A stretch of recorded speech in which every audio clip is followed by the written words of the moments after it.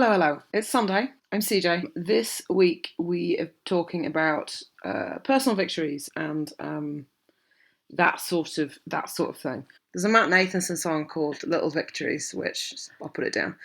Um, and I do feel like those are the things that make the difference between like a good day and a bad day, or a good week and a bad week. Is how many of these little stacked up stuff. Like if it's a nice day and I wake up at a reasonable time to give myself enough time to have like a really long walk, or making sure that I go to the gym and that I do some working out, or cooking like a really nice meal for myself for no reason other than that like it's nice to look after yourself, or remembering to change my bed sheets. Like, I feel like there's one of those things of if you have issues with your mental health, sometimes those little victories are the ones that actually keep you going most. Like remembering to do laundry like before it's a panic situation, and being present and in and of the world is amazing.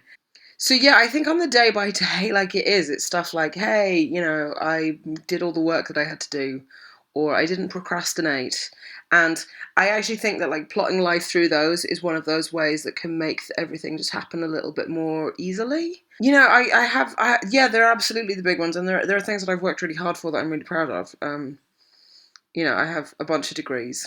I've been to university, and while I sometimes feel, I think, a little bit embarrassed about that, it is the embarrassment of privilege because I know how lucky I am to have been in a situation where I could get them in the first place, and I kind of don't want to make a big deal of it. But it was a big deal in that I worked hard. It's like that weird thing, right? Like you sort of say stuff, and then you're like, "Oh, I feel like a douchebag saying this." Um, you know, that book I did, proud of that. Proud of how I handle. Actually, that's probably like my biggest personal victory at the minute. I'm proud of the fact that I've put myself out there in a situation that I'm not wholly comfortable with, sort of talking to to people unsolicited, and opening myself up to criticism and threat and all of that kind of thing. And I still have my sense of humor. I still have my friends. I still have like a life that I really enjoy living. That's my biggest and best personal victory, which anybody who's ever been in situations that feel less than ideal probably know what I'm talking about. There are always going to be times when life doesn't look the way that you want it to. Where you feel like you are stuck in a situation and it's untenable, and maybe you're working like a crappy job, maybe you hate your boss, maybe your living situation is really difficult, all of those kinds of things. And when that happens, it's really difficult. It's so hard. And, you know, like I don't think there's anything on earth probably more oppressive than the feeling of like not having money. Not because money is an important thing, but because for independence, you need it. It is a requirement to be able to afford to pay your own way. And so when you have that feeling of being like lost and locked down, it's a nightmare. It is genuinely a nightmare. Um, and so I guess like my absolute victories that I am proud of, they're also my everyday fights and they're my everyday battles. So being my own boss, that's a big one. Making money writing and doing, being an actual writer, that's another thing that I'm really is a victory, but it's also an ongoing fight. I don't know that I have anything that I see as being a victory and it's like done. Even navigating like the NHS and that sort of thing, like being on T, I'm really proud of myself that I think I handled the weight with that really well. But still ongoing. There's still going to be a lot more waiting. There's still a lot more other things to do.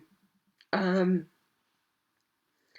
so I guess that's what I mean when I say little victories. They're not little things to me. They weren't little when I was doing them. They've been sort of like these massive kind of defining things, I guess, for my personality and my character. But at the same time, like the fight isn't over. The fight is never over. There's never, I like that. I think I need that. I think I need to know that there's a battle out there.